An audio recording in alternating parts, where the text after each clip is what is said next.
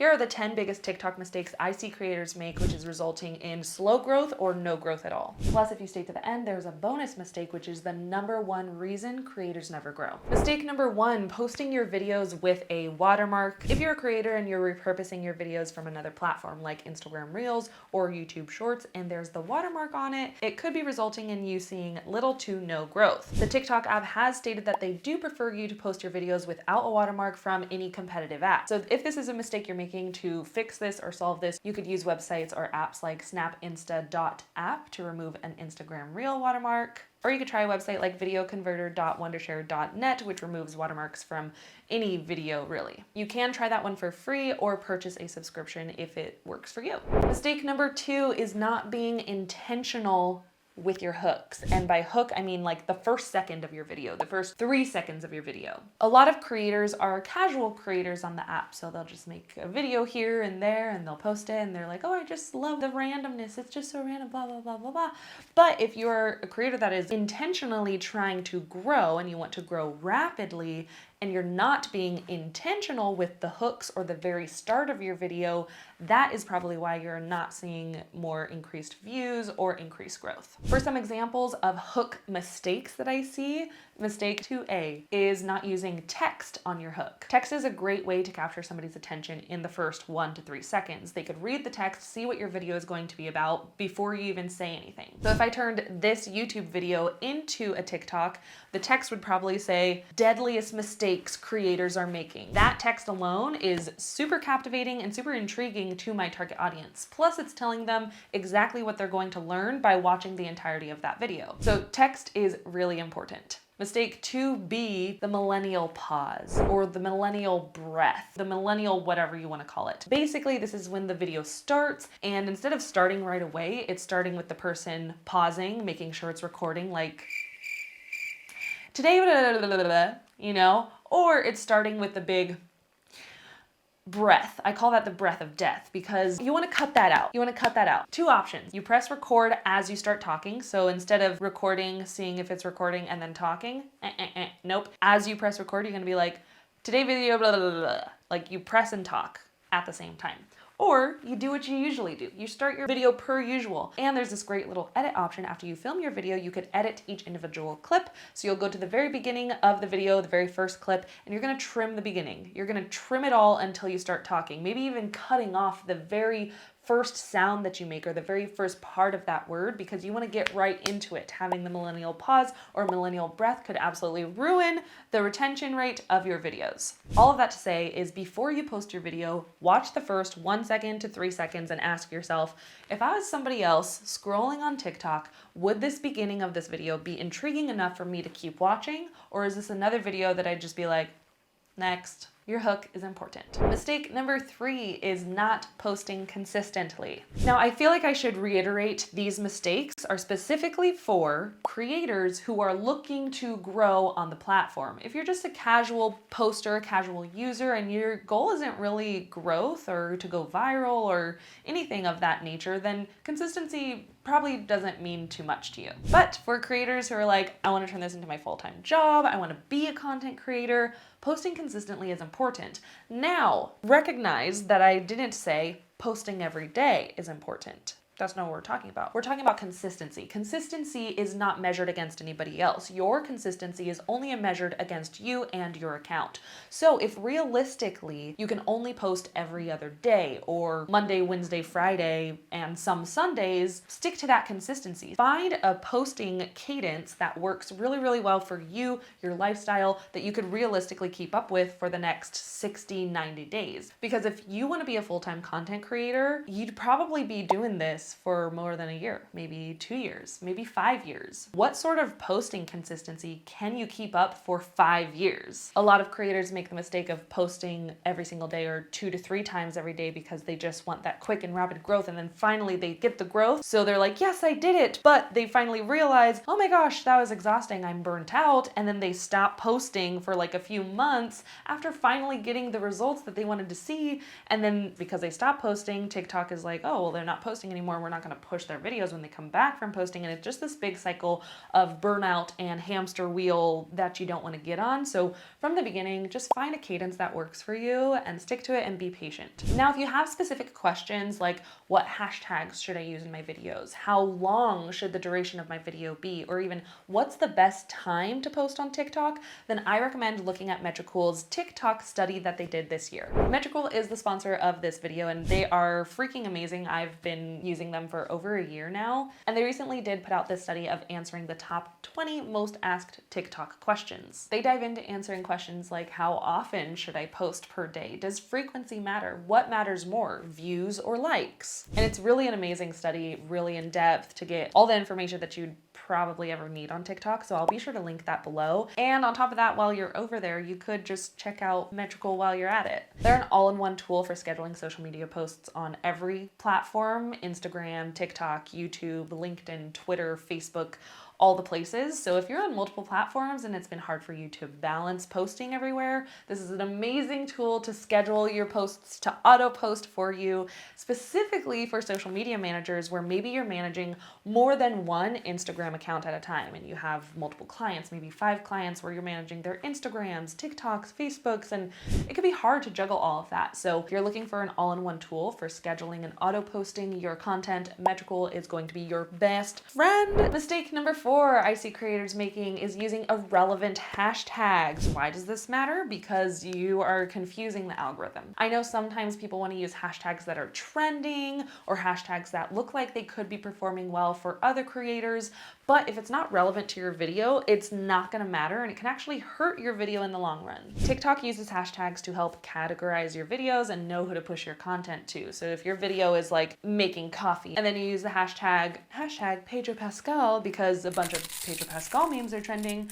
anybody who likes Pedro Pascal content, maybe your video gets pushed to them, but they are not going to like it. They're not going to engage with it. It's going to hurt your view duration for how long people are watching it because they're like, this isn't Pedro Pascal, this is coffee, this is stupid. So they're going to scroll past it. The less people that engage with it, the less likely TikTok will continue to push that video. So ultimately making that video not perform very well. If you have more specific question on TikTok hashtags specifically, I do have a video here where I talk about the algorithm of TikTok hashtags and how to use them for your strategy, how to find the proper hashtags to use. So after this video, watch this one next. Mistake number 5 I see creators make on the app is with the text of their video, putting it either too high or too low. If you put your text too high in a video, that could be covered up by the suggested search terms. And if you put your text too low, it could be covered up by the creator's caption, the like, comment, share icons, making the video appear a little bit more messy than it actually is. And while there is that like clear view mode where you could clear all that out and watch in a full screen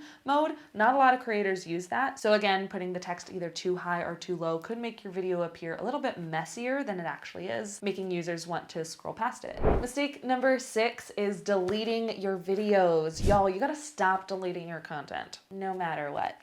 If your video isn't performing well, what should you do? You don't delete it.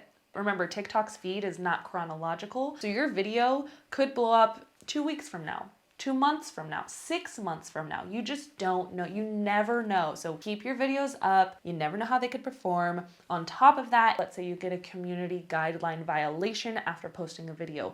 Don't delete it right away. You can appeal that, and that way the video gets to stay up. You appeal it. If TikTok says, hey, no, this is still not great, they will remove it for you and you're not going to repost it because obviously there's a violation. But they'll remove it for you, which is fine. It's not like, oh my gosh, my whole page is now ruined because I got a violation. Just go through the process that TikTok has in place for you, appeal it. If they remove it, that's fine, done deal, but it's not you removing it, because if TikTok sees its creators or a creator constantly deleting videos, they're gonna be like, something's up here. I don't want to push out this content because there's a chance they might delete this video in the future. So what's the point? So stop deleting your videos. We don't do that. We trust the process. If you've made it this far, I have a random announcement that I want to make, and that's I'm hosting a trip to Hawaii this year, and it just was released this week. People can officially start signing up this week. There is a capped number of people that can attend, so you want to make sure that you sign up before anybody else. The first 10 spots, you do get an early bird pricing. So first 10 to go, you get that discount, and then I think it's capped at 24 people that can come. So if you're interested in going on a burnout recovery Hawaii retreat with me, that's going to be this September. Use the link below, sign up, check it out, check out the itinerary. It's gonna be a grand old time. It's burnout recovery, so we're not gonna do a bunch of workshops of like coaching and you're gonna learn this, you're gonna learn this. Like, don't expect to like do a bunch of teaching sessions with me. That's not what it's about. This is specifically for creators who maybe feel uninspired or burnt out, that just want to get away, relax, and hang out with a bunch of other creators and just stir up that creative energy. So check it out. Mistake number 7 that creators are making, creators who are specifically looking to grow rapidly, is not looking at their analytics. You're just posting and posting and you're just like, oh, this one's got views and this one doesn't have views. Okay, no, we want to look at analytics. You want to look at the view duration. Which video had the biggest and longest view duration? What did you perform well? Where were people dropping off on the video? And how could you make that better? So many times I see creators, they get a video that performs really well and they're like, yay, oh my gosh, like how can I turn that success into this other thing over here? It's like, well, if this worked, do it again. Whether it's the topic of that video, the style that video was shot in, whatever it was that made that video perform well, repeat it. When you double down on successes, you're gonna see the best results and the quickest results on your platform. We want the watch time to be 100%. Everybody is watching it beginning to end. Check every single video. If you see a huge drop in the beginning, that's because you gotta work on your hooks. That's educational for you. You get to be like, oh, I thought that was a good hook, but maybe it wasn't for the user or for my target audience. How can I redo a hook to make it even more engaging, more captivating? Study your analytics, period. Just do it. Mistake number 8 that I see creators make is making videos longer than they need to be. Now, hear me out. I am not saying your videos need to be between 7 and 9 seconds or 13 and 15 seconds. Like, that's not what I'm saying. And I'm sure there are some people out there or gurus, educators out there that are going to tell you, oh, if you make your video between this duration, it's going to do great. Those videos are the ones that perform the best. I get that. But everybody's target audience is different. Everybody's topic and industry and niche is different.